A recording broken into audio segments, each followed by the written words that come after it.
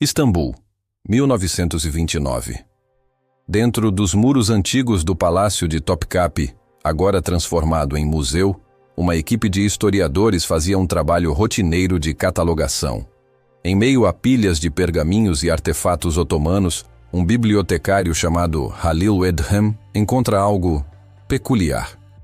Um fragmento de mapa, desenhado sobre uma pele de gazela, datado do ano muçulmano de 919, que corresponde ao nosso ano de 1513. À primeira vista, era um belo exemplo da cartografia otomana. Mas, ao desenrolá-lo sob a luz, o sangue dos acadêmicos gelou. O mapa mostrava a costa oeste da África, mostrava a costa leste da América do Sul, e os mostrava com uma precisão longitudinal que, em 1513, deveria ser impossível. Mas isso não era o mais chocante. Na borda sul do pergaminho, conectada à ponta da América do Sul, havia uma massa de terra, uma costa detalhada, livre de gelo, de um continente que só seria oficialmente descoberto 300 anos depois. Este é o mistério de Piri Reis. Um mapa que simplesmente não deveria existir.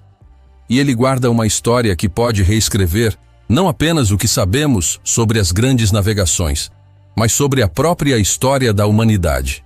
Para entender o enigma, precisamos primeiro entender o homem. Piri Reis não era um cartógrafo místico trancado em uma torre. Ele era um almirante, um militar de alto escalão da temível marinha otomana, sobrinho de um famoso corsário. Ele era um homem prático, um guerreiro e um estrategista naval. Isso torna o mapa ainda mais intrigante. Ele não foi feito com base em misticismo, foi feito com base em dados militares. Em 1513, Colombo havia retornado de suas viagens ao Novo Mundo há apenas alguns anos. A América do Sul era uma mancha desconhecida no imaginário europeu. No entanto, o mapa de Piri Reis, desenhado apenas 21 anos após a primeira viagem de Colombo, mostra a costa do Brasil e da Argentina com uma precisão que rivaliza com mapas feitos séculos depois. Como ele conseguiu isso?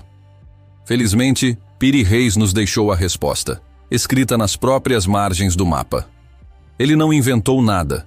Ele foi um compilador. Ele escreveu que usou mais de 20 mapas-fonte. Alguns eram mapas árabes contemporâneos, alguns eram portugueses, e um deles, ele afirma, era um mapa desenhado pelo próprio Cristóvão Colombo. Isso, por si só, já é um tesouro. Um mapa de Colombo que está perdido para a história sobreviveu em parte, copiado na obra de Piri Reis. Mas os outros 19 mapas, a maioria deles, segundo o almirante, eram desenhados nos dias de Alexandre o Grande. Mapas de uma biblioteca antiga, talvez a de Alexandria, que se acreditava estar perdida. Isso explica a precisão da Europa e da África. Mas não explica a América do Sul. E definitivamente não explica a Terra misteriosa ao sul. Vamos olhar mais de perto. A grande controvérsia, o coração do enigma, está naquela costa sul. Por séculos, os cartógrafos desenhavam um continente ao sul chamado Terra Australis Incognita, a terra desconhecida do sul.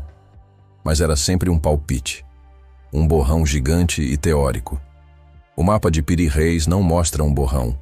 Ele mostra uma linha costeira específica, com baías, ilhas e relevo. E essa linha costeira se parece, de forma perturbadora, com a costa da Antártida, especificamente a costa de Queen Maud Land. Aqui está o problema. A Antártida, como a conhecemos, é uma camada de gelo de quilômetros de espessura.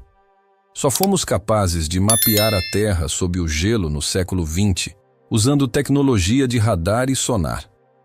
E, no entanto, o mapa de Piri Reis, de 1513, parece mostrar exatamente isso. A costa da Antártida antes que ela estivesse coberta de gelo. Isso não é apenas uma teoria de entusiastas da internet. A anomalia era tão gritante que nos anos 50, o mapa foi enviado para a hidrografia da Marinha dos Estados Unidos. A análise deles foi chocante. Eles concluíram que a representação da costa de Queen Maud Land era incrivelmente precisa e que para mapear aquilo, a região teria que estar livre de gelo. A última vez que a Antártida esteve livre de gelo foi, no mínimo, há 6.000 anos. e mais provavelmente há mais de 10.000 anos, no final da última era glacial. Como Piri Reis, um almirante turco do século XVI, teve acesso a dados de 10.000 anos atrás. É aqui que a história entra em território proibido. Em 1958, um professor de História da Ciência chamado Charles H. Hapgood publicou um livro que abalou a arqueologia. Os Mapas dos Antigos Reis do Mar. Hapgood não era um teórico da conspiração qualquer. Ele era um acadêmico respeitado, e seu livro continha um prefácio escrito por ninguém menos que Albert Einstein, que elogiou a coragem de Hapgood em explorar uma ideia tão radical. A teoria de Hapgood era esta: o mapa de Piri Reis era uma cópia, de uma cópia, de uma cópia, de um mapa-fonte muito mais antigo. Um mapa feito por uma civilização pré-histórica, avançada e desconhecida, que navegou e mapeou o globo inteiro antes do fim da última era glacial. Hapgood foi além. Ele e seus alunos analisaram a projeção do mapa. Eles perceberam que o mapa não usava a projeção de Mercator, comum hoje. Parecia ser uma projeção azimutal equidistante, centrada perto do Cairo. Uma forma de matemática cartográfica que, supostamente, só foi desenvolvida séculos depois. Para Hapgood, isso era a prova. Uma civilização perdida, que ele especulou ser a Atlântida ou algo semelhante, havia mapeado o mundo quando o nível do mar era diferente e a Antártida não era um deserto de gelo. Quando o cataclisma do fim da era glacial aconteceu, essa civilização desapareceu, mas alguns de seus artefatos, como mapas, sobreviveram. Esses mapas teriam sido preservados em locais como a Biblioteca de Alexandria, copiados por gregos, depois por árabes, até que um fragmento, já distorcido por milênios de cópias, caiu nas mãos de Piri Reis em Constantinopla.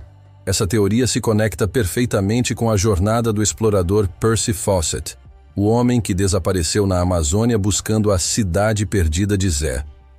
Fawcett não estava apenas seguindo lendas indígenas.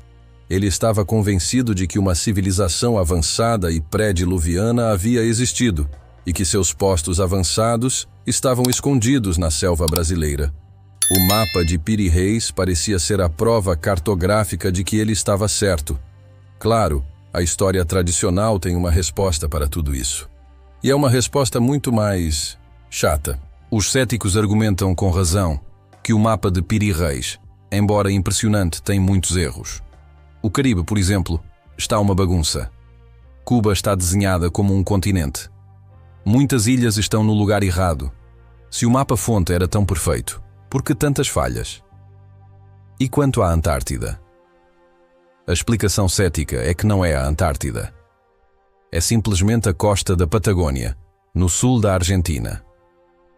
Os cartógrafos da época, não tendo espaço suficiente no pergaminho de pele de gazela, simplesmente teriam dobrado a costa para o leste, fazendo-a caber. Eles argumentam que a semelhança com a Antártida sem gelo é um caso clássico de pareidolia. Nós queremos ver um mistério, então encontramos padrões onde não existem. É uma coincidência, nada mais. Mas essa explicação deixa muitas pontas soltas. Se era apenas a costa da Argentina, por que Piri Reis a desenhou com tanto detalhe? E por que essa dobra acidental se alinha tão perfeitamente com o mapeamento de sonar moderno de um continente diferente? Além disso, o mapa de Piri Reis mostra detalhes que os europeus simplesmente não poderiam saber em 1513. Ele mostra, por exemplo, a Cordilheira dos Andes, desenhada no interior da América do Sul. Os espanhóis só cruzariam os Andes décadas depois. Como Piri Reis sabia que havia uma cadeia de montanhas gigante ali? O debate continua. De um lado, os historiadores tradicionais, que veem o mapa como uma compilação impressionante, mas falha, do conhecimento da época. Do outro, teóricos como Hapgood, que veem nele a prova definitiva de um capítulo perdido da história humana. Mas talvez a verdadeira história que permanece não seja se o mapa mostra ou não a Antártida. Talvez o verdadeiro legado do mapa de Piri Reis seja a admissão do próprio almirante.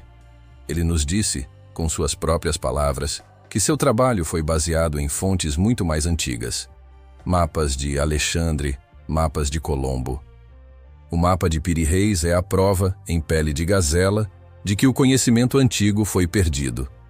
Nós vemos a história como uma linha reta, do primitivo ao moderno, mas artefatos como este sugerem que a história é um ciclo, de luz, escuridão e redescoberta. O mapa de Piri Reis não é um mapa do mundo de 1513, é um mapa fantasma. Um eco de um mundo que desapareceu sob as águas do dilúvio ou as areias do tempo. E nos força a perguntar, se este único fragmento sobreviveu por acaso em um palácio turco, o que mais está lá fora, esperando na poeira, para nos contar quem realmente somos?